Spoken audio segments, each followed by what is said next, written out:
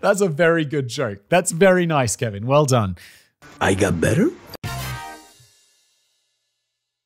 Maybe there's some sort of mix-up with this episode because the title seems extraordinarily positive, and everybody knows that you get more clicks with negativity, especially me. No one's clicking on this. I bet it doesn't have very many views. Welcome! Kevin writes the script, I read it. That's the format of the show. Hell, this channel was built on making fun of businesses, celebrities, conspiracy theorists, and Florida men. So what gives today? Why did I approve this? Why did I approve such blatant positivity? Jesus. Oh, I get it. It must be some sort of sarcastic headline like greatest moments in parenting, but it's going to be about people like Andrea Yates, Joseph and Magda Goebbels, or Martin Gay Sr. Oh my God, I don't know the reference. I know who Joseph Goebbels is, but Jesus, I don't know what he did to his kids.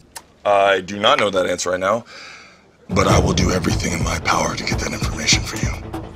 Please hold. Except it's really not, and if you don't know any of these three stories already, then I strongly recommend that you look into them. No, today is going to be all about positivity and happiness. Really, Kevin? Really, Simon? Why did you approve this? No one's going to watch this. These are all, if this has over like 100,000 views, genuinely be surprised. Just before we continue with today's video, let me talk about something very important, and that's your personal data, Peter. Or whatever your name is. I just, called out all the Peters. Hopefully they'll convert better. They'll go get today's sponsor Incogni even more, and so will you, Steve. Did you know that your information is probably out there being bought and sold by data brokers? Tracy? It's pretty scary stuff, right? Isn't it, Tracy? Well, that's where today's sponsor Incogni comes in, John. Incogni is a service that helps protect your personal data from being sold online. They reach out to data brokers on your behalf, requesting the removal of your personal information and ensuring that it stays off the market, Michael. Signing up is super easy. First, create an account and let them know whose data they're protecting. Next, grant them the right to act on your behalf and sit back and relax while they handle everything. They'll even keep you updated on their progress, Trevor. It's peace of mind. You don't have to worry about your data being out there for anyone to see. Incogni does all of the heavy lifting, so you don't have to, Sarah. And guess what? Incogni offers a 30-day risk-free trial. Plus, if you use my promo code BLAZE, you'll get 60% off an annual plan. Just go to incogni.com/blaze and take your personal data back with Incogni. Thank you to Incogni for sponsoring this video and helping keep our data safe. Back to it. These are all genuinely uplifting stories that will bring a smile to your face, but don't worry, this is still Brain Blaze, so even though these are all heartwarming stories, there's a strong chance that by the end of the episode, Simon is going to be extremely uncomfortable and potentially terrified of something that he never even realized he might have to deal with as a parent. No! I don't like it! Kevin, no! Now I just don't want to do this one. But I'm going to do it anyway, because I already paid for it, so let's crack on. With that sword of Damocles now positioned firmly above Simon's head, but not too firmly, let's begin. Danny DeVito. Danny DeVito is well known for being a really nice guy in person and a great dad, though this story isn't actually about his children. If you think it only deserves an honorable mention because of that, then that's fine, but it's still one of the sweetest stories I've ever seen come out of Hollywood. Also, fans of Katie's work over on Decoding the Unknown may be interested and surprised to learn that Danny DeVito is exactly 1.2 Danny DeVitos tall. I know, I was shocked too. After having kids, DeVito decided he wanted to focus more on making wholesome family-friendly movies. That way, he chose to adapt Roald Dahl's Matilda into a movie so that he could play the role of a somewhat abusive father to a little girl with magical powers. Oh yeah, that is Danny DeVito. He starred alongside his now estranged wife, Rhea Perlman, as the parents of Matilda, played by Mara Wilson. Mara had also appeared in other big movies like Mrs. Doubtfire and Miracle on 34th Street, but this was her first role as the real star of the movie. Even before joining the cast, Mara had been a huge fan of the book Matilda. She loved to read as a child, and she and her mother had read and enjoyed Matilda together. It was actually her mother's idea for her to try out for the role once DeVito started casting, because she thought it would be good for her daughter to get to play such a strong character. Right from the start, DeVito and Perlman did their best to make the cast feel like a big happy family. There were lots of child actors involved, so they would host events like pool parties where the kids could have fun and be children instead of having to be treated like working adults all the time. Is Matilda, I remember the one scene from that where there's that kid. Is it in Matilda where the kid steals the chocolate cake or something, and then the headmistress forces him to eat that whole massive chocolate cake? And I just remember watching that movie as a kid being like, that chocolate cake looks so good. However, in March of 1995, Mara's life was struck with tragedy when her mother Susie was diagnosed with breast cancer. DeVito and Perlman opened up their home to the young actress, offering to let her stay with them anytime her parents had to go to the hospital. They treated her like family, and Mara saw them as such, later saying that she thought of them as her favorite aunt and uncle. Unfortunately, after filming Wrapped, Susie's condition only got worse. She wound up passing away in April of 1996, a few months before the premiere of Matilda. Since DeVito was the producer and director of the movie, he pretty much had total control, so at the premiere, Mara was happily surprised to see in the credits that the film had been dedicated to Susie. Oh my god, that's so nice. Danny DeVito, you legend. But it was a bittersweet moment. The movie may have been dedicated to her mother, but Susie had passed away before getting the chance to see her daughter bring to life the character that had been so important to both of them. Or at least that's what Mara thought. Years later, DeVito would finally tell her the truth. Shortly before Susie passed, he secretly snuck a rough cut of the film into the hospital so that she could see Mara in action. The movie was nearly complete, just needing a little more work in post-production, and I'm sure it was more than enough to make Susie happy.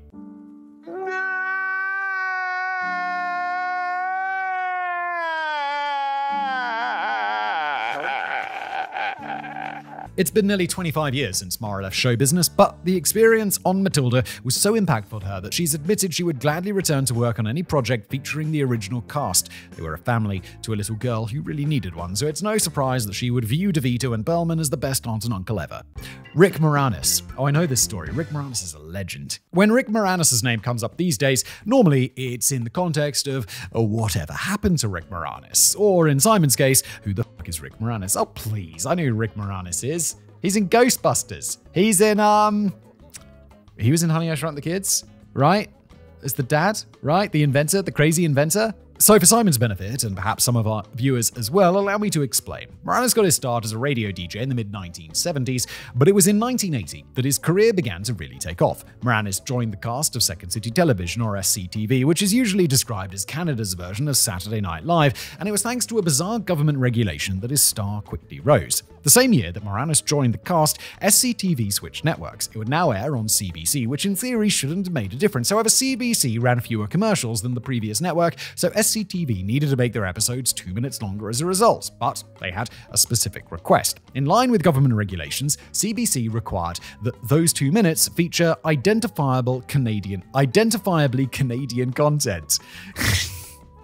It's just maple syrup, there's some pancakes, there's people saying, hey, there's Ryan Reynolds. These are Canadian ABCs. Susie likes Harry Balls. What do you think of these? If you're unclear what the fuck identifiable Canadian content means, so were the writers for SCTV. The show was filmed in Canada with a Canadian cast. Wasn't that by default Canadian content? In an attempt to simultaneously fill and mock the requirement placed on them, Moranis and head writer Dave Thomas created Doug and Bob McKenzie, a pair of beer-chugging brothers who hosted a public access show called Great White North. It was essentially the precursor to SNL's Wayne's World, except instead of two metalheads, Doug and Bob were the two most stereotypically Canadian people possible, eh? From there, Moranis quickly ascended to stardom. Doug and Bob McKenzie had a feature movie in 1983, and from there, Moranis went on to star in Ghostbusters, nailed it, Little Shop of Horrors, Spaceballs, Honey, I Shrunk the Kids, nailed it, and more. In 1986, he married makeup designer Ann Belsky, and they had 2 children together. Between his personal and professional life, it seemed like things couldn't possibly get better.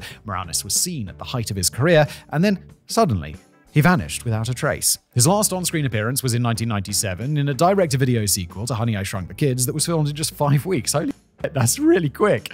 And his last theatrical appearance was in 1996. Back then, there was barely an internet to speak of, and despite being a popular celebrity, Moranis wasn't the type of person whose face would move tabloids. As such, we were all left wondering where he vanished to, though the answer is now known. Unfortunately, Ann Belsky died of breast cancer in 1991. Moranis tried for a couple of years to keep his career going, but instead he decided to bow out entirely on focus on being a single dad. Sure, he was at the pinnacle of his career with maximum earning potential, but that also meant he had plenty of money already. As long as he didn't go full Nick Cage with his spending, he'd be fine. And you never go full Nick Cage, just as you never go full Tropic Thunder reference. That's a very good joke. That's very nice, Kevin. Well done. I got better? Since then, Moranis has led a quiet life out of the public eye, just being the best dad he can be to his kids. He did take a few voice acting roles in the early 2000s, but even back then you could do voice acting over the phone instead of having to go into a studio. Of course, it's been over 25 years since his last on-screen performance, so at this point, Moranis' kids probably don't need a stay-at-home dad anymore. There's always the chance that we'll see him return to movie theaters, assuming those even still exist in a year or two. Maurice Hillman, what a legend. Rick Moranis, what a legend. Maurice Hilleman. Alright, so a lot of you probably aren't familiar with the name Maurice Hilleman, but he was a rock star in microbiology. Hell yeah, for as much as you can be. Hilleman developed over 40 vaccines, many of which are still used today, including 8 of the 14 generally required by American public schools. God damn, dude! And he is believed to have saved more lives than any other scientist of the 20th century. Fucking legend. How do we not know this guy more? What a fucking legend. You know, I'm something of a scientist myself. The fuck? According to estimates, 8 million lives per year have been saved by his research. Dude! So really, if you've never heard Hilleman's name before, that sounds like a you problem. It does, I feel embarrassed. And what is it that made Hilleman such a great parent, you ask? The fact that his plan worked. If it had failed, then he'd be viewed as a monster. And even with it working, his inclusion in today's episode is arguably pretty questionable. He tested them on his kids, didn't he? He gave them diseases and then... Oh no! We don't give a Girl, how your kids doing? Girl, them kids, yeah. The date was March the 23rd, 1963, and Hilleman had been fast asleep. At around 1 a.m., his 5-year-old daughter, Geraldine, came into his bedroom to wake him up because she didn't feel well. She had a fever and a swollen throat, unmistakably a symptom of the mumps. Hilleman wanted to do everything he could to make his daughter feel better, but he was also a scientist who knew an opportunity when he saw one. He rushed to his lab, grabbed some cotton swabs and a vial of chicken broth, and then came home to swab Geraldine's throat and put it in the broth to cultivate the virus. That's how we cultivate viruses. We put them in chicken broth? Okay, what's wrong with agar? Isn't that what agar's for? Hilleman was able to weaken the virus into a form that he believed humans would easily be able to fight off, but he was going to need human test subjects. Luckily for him, he had another daughter to test his new vaccine on, 1-year-old Kirsten.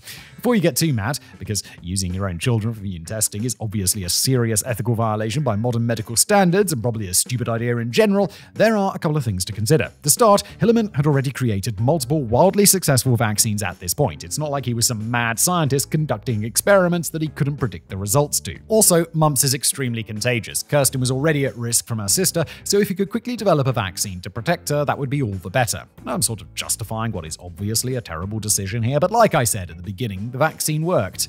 Kristen became the first person successfully vaccinated against the mumps. To this day, the original Geraldine strain of the mumps vaccine is still used. The vaccine you received, even you, Simon, over in the UK, was cultivated from that original cotton swab that Hilleman took from his daughter. But if you're looking for less child experimentation and more of a sweet parental moment, that would probably be in 1991 when Geraldine took her firstborn child to get vaccinated. Not only had her father created the vaccines for mumps and measles that are both used in the MMR vaccine, but it was because of her childhood illness that her own kids would now not have to worry about suffering from mumps like she had. Amazing. Amazing. I like it. Legends. I know it's a bit weird what he did, but legends. Where the am I?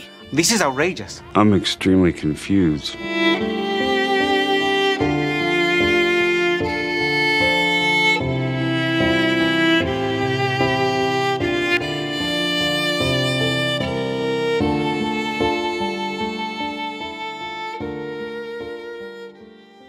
Violet J. When it comes to Grey, I've never heard of Violet J. Isn't this supposed to be a celebrity thing? Although her last name is a single J. So I guess that's celebrity-ish. When it cocomes to great dads, a hatchet-wielding, psychopathic, wicked clown probably isn't the first thing that comes to mind. Things like abuse and neglect tend to be cyclical, so it certainly didn't help things that when Joseph Bruce, better known as Violet J. Oh, okay, so it's Violent J. I was like Violet J because Violet's a name. It's Violent J. Why is Violent J in here? He's violent. Did Kevin mistype that or did I just totally misread it? Nope, I misread it. Violent J. When Violent J was 2 years old, his father took all of the family's money and disappeared. He and his 2 siblings were raised by a single mother, living on a janitor's salary, and eventually he fell into gang activity, dropped out of high school, and moved to a trailer park to keep his mother safe from retribution from rival gangs. On his wedding day, which was also Father's Day that year, Violent J released a single titled My Dad, Richard Bruce. None of this was a promising start, and with the lack of a positive male influence in his life, it would be easy to assume that he would turn out to be just like his own dad. But despite all the makeup, violent lyrics, and hatchets, there was a softer side to Violent J. When he was 7 years old, he and his brother caught the largest and most beautiful butterfly they'd ever seen. They wanted to keep it in their room overnight in a jar with air holes before letting it go the next day. But when they woke up, the butterfly had died. Since then, one of Violent J's main goals in life has been to make sure that he gets into heaven so he can apologize to the butterfly. All right, fair play. I am not gay. That's all well and good if plot a little bizarre, but what does this have to do with parenting? Well, the story I want to focus on took place 6 years ago when his daughter Ruby was 11 years old. And the day I read it, I immediately knew that Violent J is a better father than I'll ever be. I'm pretty progressive, an open-minded person, and when I have kids, I'll of course love them basically no matter what. I don't care if they're gay or trans or a foot fetishist or whatever.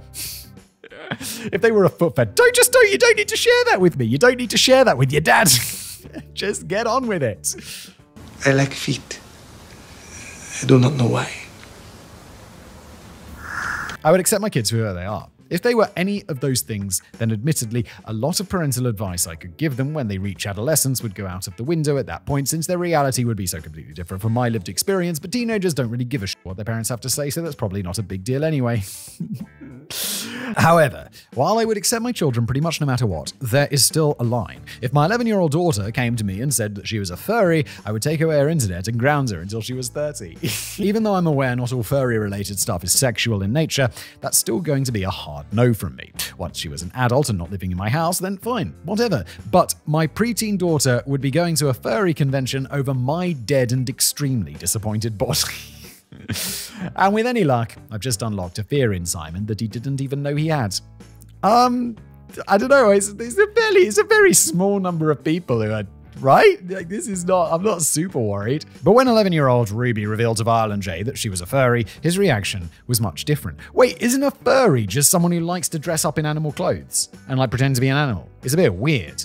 Have I totally missed the point on this? Is there something much more weird about being a furry that I don't know? I know it's sexual. It can be sexual because I've seen that Entourage episode where Drama the furry chick. But, like, apparently that's not everything. What? I've missed something. Honey, you've got a big storm coming. I mean, I imagine that first he had to find out what the furry even was. Dude, I've seen Entourage, come on now. But once he did, he was still incredibly supportive of his daughter. Oh, not me. I thought he was talking about me, because Kevin's always like, oh, Simon needs to look this up. Simon doesn't know who Rick Moranis is. Instead of grounding her, he spent $750 to buy Ruby her first real fursuit from a seller on AliExpress. Unfortunately, this suit turned out to be completely shit quality and very different from the project images. From AliExpress? No. In response, Violent J and Ruby started a YouTube series called Snake Busters to expose the seller for misrepresenting the suit. I would have preferred it if this was a diss track rather than just being straight informative, but it was still pretty funny, with about half the video just being Ruby making fun of her dad for being poor. She said, "My dad likes to front that he's rich, but my mum says he's been broke since the 90s. I wasn't even alive when my dad was rich. Mum says if dad could rap better, he wouldn't be so broke." They then went on to do another video in the Snake Busters series in which they called out makeup companies that test on animals while providing a list of animal-friendly cosmetics. Of course, Ruby's furrydom didn't end with this one unfortunate purchase. After buying the disappointing fursuit, Violent J went on to purchase a much higher quality suit for his daughter to wear. Letting your preteen daughter wander around a furry convention unsupervised isn't a great idea though, so he also commissioned his own fursuit that he could go to the conventions with her. Violent J's persona is Kung Fu Joe, a wolf whose mask is designed to feature J's signature Juggalo face paint. Oh, he's in that band. The Juggalo band. It's not the Manic Street Preachers. Why the fuck am I thinking of Manic Street Preachers?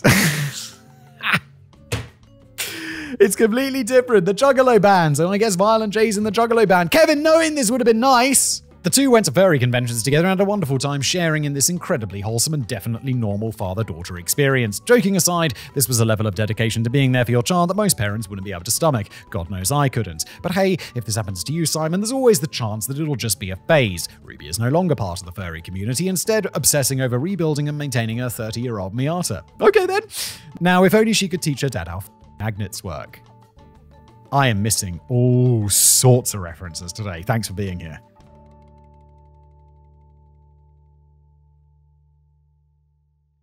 Amazing. Amazing. I like it. Legends. I know it's a bit weird what he did, but legends. Where the f am I? This is outrageous. I'm extremely confused.